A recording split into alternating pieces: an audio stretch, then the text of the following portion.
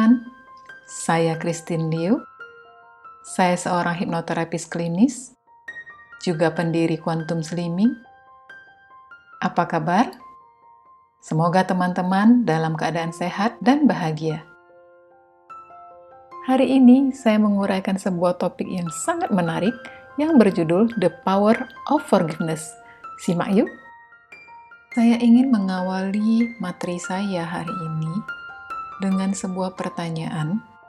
Meskipun ini bukanlah sebuah sesi interaktif, namun saya mengharapkan apabila ada pertanyaan-pertanyaan, teman-teman turut berpartisipasi untuk melakukan refleksi, mencari jawabannya di dalam diri sendiri. Saya mengawali dengan sebuah pertanyaan, seberapa dermawankah diri Anda? Untuk menjawabnya, barangkali teman-teman perlu mengingat-ingat kembali semua perbuatan-perbuatan baik. Mungkin teman-teman pernah memberikan materi, atau mungkin uang, atau mungkin hanya sekedar tulisan-tulisan, cerita-cerita yang positif, yang inspiratif di media sosial. Semua itu dilakukan karena kedermawanan. Tetapi, cobalah teman-teman mengingat, kapan terakhir kali teman-teman berdana maaf? Tahukah teman-teman bahwa memaafkan merupakan salah satu jenis berdana juga? Ingatlah siapa yang Anda maafkan dan bagaimana cara Anda bisa memaafkannya. Apa sih arti memaafkan sebenarnya? Memaafkan adalah sebuah tindakan mental yang melibatkan perasaan yang bertujuan untuk menghentikan perasaan dendam, jengkel, marah karena merasa disakiti, atau karena diperlakukan tidak adil. Mengapa memaafkan sangat penting? Sebelum kita membahas apa saja sih manfaat memaafkan dan bagaimana memaafkan bisa memberikan sebuah kekuatan dalam kehidupan kita, mari kita berandai-andai, apa yang terjadi jika seseorang tidak memaafkan? Banyak orang menolak untuk memaafkan karena ia berpikir, bukan saya kok yang salah, tapi dia. Atau karena dia menginginkan si pelaku untuk merenungkan perbuatannya. Bisa juga dia menunggu si pelaku itu sadar, atau dia ingin si pelaku tersebut merasa tersiksa. Ini menjadi hukuman bagi si pelaku. Yang sering saya dengar adalah takut disakiti lagi. Untuk alasan-alasan ini, orang-orang menolak untuk memaafkan. Mereka lebih memilih untuk menyimpan kemarahan, kebencian, rasa sakit hati, rasa tidak berdaya, rasa terhimpit, dan semua perasaan-perasaan yang tidak nyaman lainnya. Karena mereka berpikir dengan menyimpan semua ini, mereka telah menghukum si pelaku. Tahukah Anda bahwa ini adalah salah? Mengapa? Karena meskipun Anda menyimpan perasaan-perasaan tidak nyaman tersebut, si pelaku tetaplah menjadi diri mereka sendiri. Mereka menjalani hidup mereka sebagaimana yang mereka inginkan, bukan seperti yang Anda inginkan. Dengan tidak memaafkan, sebenarnya ia sedang membakar dirinya sendiri. Ia menyakiti dirinya sendiri secara terus-menerus. Ada kalanya memaafkan merupakan pilihan antara ego, keakuan, atau menghargai hubungan. Ini adalah sebuah timbangan. Jika seseorang memilih egonya, keakuannya, percayalah, ia akan sulit untuk bahagia. Keakuan artinya ketika seseorang ingin semua terjadi sesuai dengan caranya dia. Ia ingin punya kendali atas banyak hal. Ia ingin memiliki kebahagiaan selama-lamanya. Ia ingin memiliki hal yang tidak mungkin untuk dimiliki selamanya. Lalu bagaimana jika seseorang memilih untuk menghargai relasi? Jika ia memilih untuk menghargai relasi, maka memaafkan adalah pilihannya. Coba telusuri kembali, apa sih yang menjadi penghalang dalam sebuah relasi? Umumnya, hal yang menjadi penghalang dalam sebuah relasi adalah perselisihan. Sebab dari perselisihan itu seringkali adalah ketidaksepakatan tentang benar atau salah, baik atau buruk. Teman-teman, ketika Anda memiliki ketidaksepakatan dalam relasi Anda tentang benar dan salah, ingatlah cerita tentang 5 apel ini. Kisah ini terjadi di sebuah sekolah. Sebutlah namanya Andi. Andi baru berusia 7 tahun.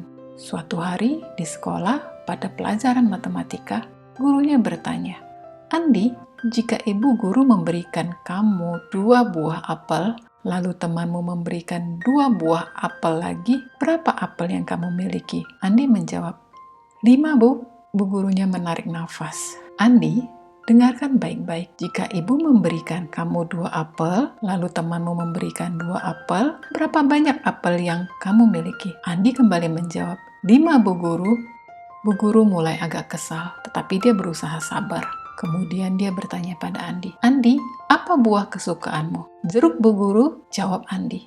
Bu gurunya punya ide. "Oh, barangkali jika saya memberikan contoh adalah buah kesukaannya, Andi akan lebih paham." Kemudian bu guru tersebut bertanya kepada Andi, "Andi, jika ibu guru memberikan kamu 2 buah jeruk, lalu temanmu memberikan 2 buah jeruk, berapa jeruk yang kamu miliki?" Andi menjawab, 4, Bu Guru.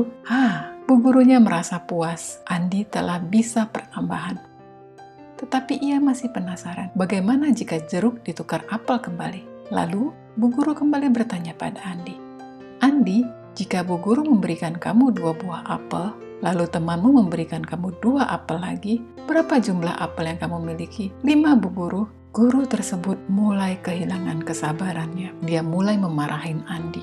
Dan Andi bingung, gimana salahnya? Bu Guru dengan nada yang sangat kuat, "Andi, mengapa engkau bisa menjawab 2 jeruk ditambah 2 jeruk adalah 4, tetapi ketika Bu Guru menanyakan 2 apel ditambah 2 apel, kamu menjawab 5. Andi kemudian menjawab, "Ya Bu Guru memberikan saya 2 buah apel, lalu teman saya memberikan saya 2 buah apel. Ibuku tadi pagi telah memberikan aku 1 buah apel, sehingga apel yang kumiliki jumlahnya semua ada 5. Teman-teman, seberapa sering kita tidak bisa melihat apel yang tersembunyi di dalam perselisihan kita? Apa sebenarnya yang terjadi?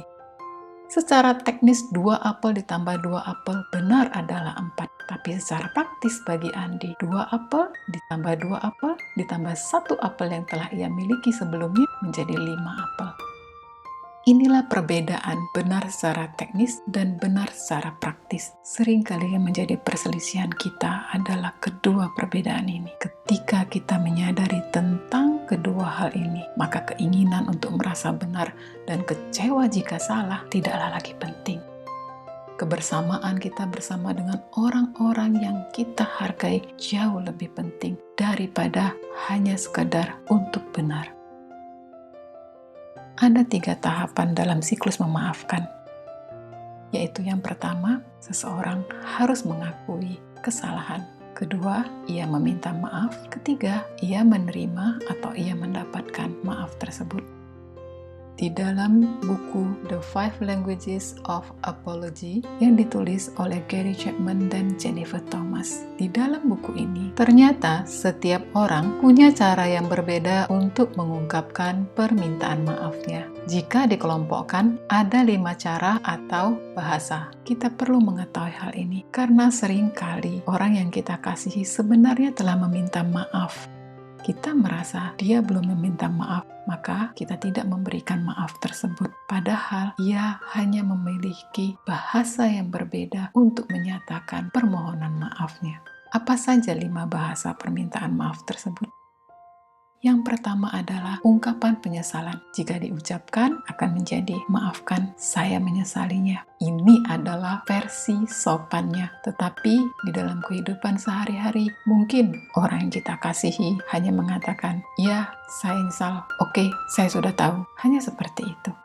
Yang kedua adalah ungkapan bertanggung jawab, mengakui, ya, saya yang salah. Sekali lagi, ini adalah versi sopannya. Tetapi dalam kehidupan sehari-hari, yang sering kita dengar mungkin adalah, ya, aku yang salah.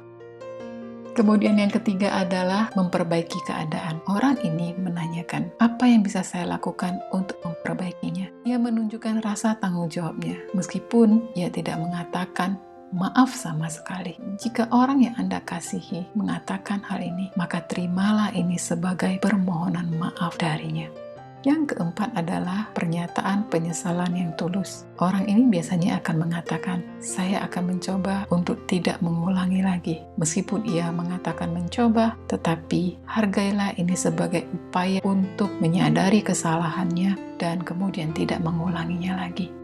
Yang kelima adalah permintaan untuk dimaafkan. Apakah kamu akan memaafkan saya? Teman-teman, ini adalah berbagai cara orang-orang melakukan permintaan maaf. Maka jika orang-orang yang Anda kasihi mengatakan salah satunya, maafkan mereka. Penting bagi kita untuk melatih diri kita, untuk mampu berdana maaf, untuk mampu memaafkan. Karena memaafkan memberikan buah yang sangat manis. Buah manis dari memaafkan adalah kebebasan. Bebas dari rasa panasnya kebencian. Bebas dari rasa perihnya sakit hati. Bebas dari keinginan untuk menyakiti kembali. Bebas dari amarah yang terasa begitu membakar. Bebas dari himpitan perasaan tidak berdaya. Hanya orang kuat yang mampu memaafkan. Latihlah pikiran untuk berada di sini dan di saat ini. Seringkali orang-orang tidak bisa memaafkan karena ia mengulang kesalahan-kesalahan orang yang dia rasa menyakitinya di dalam pikirannya sendiri. Apa yang dilakukan oleh orang tersebut sebenarnya sudah berlalu, tetapi karena orang yang disakiti ini tidak menyadari, ia terus-menerus memikirkan perbuatan yang menyakitkan tersebut, sehingga ia juga secara terus-menerus merasa tersakiti. Perasaan merasa tersakiti ini membuat dia sulit untuk memaafkan. Karena di dalam pikirannya, di dalam perasaannya, ia penuh dengan kesakitan. Waktu tidak akan bisa mengobati. Apabila kita ingin sembuh, maka kita harus memutuskan untuk memaafkan apapun yang dilakukan oleh orang tersebut kepada kita. Lalu bagaimana jika orang yang menyakiti itu masih ada di sekitar kita? Maka latihlah hati untuk bisa memaafkan seolah ia adalah nutrisi yang harus dikonsumsi setiap hari. Setiap kali Anda disakiti, maafkan. Jika memungkinkan bagi Anda untuk menghindari orang tersebut, hindarilah. Tetapi jika tidak mungkin bagi Anda untuk menghindarinya, maka tidak ada cara lain bagi Anda untuk bahagia selain memaafkan dia secara terus-menerus. Memaafkan memberikan manfaat yang sangat besar, yaitu seseorang menjadi memiliki hubungan yang sehat, dapat meningkatkan kesehatan mental, mengurangi kecemasan, stres, bahkan permusuhan, tekanan darah menjadi seimbang, menekan gejala depresi, menguatkan kekebalan tubuh, menjaga kesehatan jantung, memperbaiki perasaan diri berharga, dan perasaan tenang dan damai. Tidur akan indah sekali di malam hari. Teman-teman, terima kasih sudah menonton. Terimalah sugesti positif dari saya. Semakin hari, Anda semakin sukses dan bahagia. Demikianlah kenyataannya. Saya berbagi cerita-cerita inspiratif di kanal ini. Silakan subscribe dan aktifkan lonceng notifikasinya. Jika teman-teman merasa video ini bermanfaat, silakan like, komen, dan share. Sampai jumpa lagi.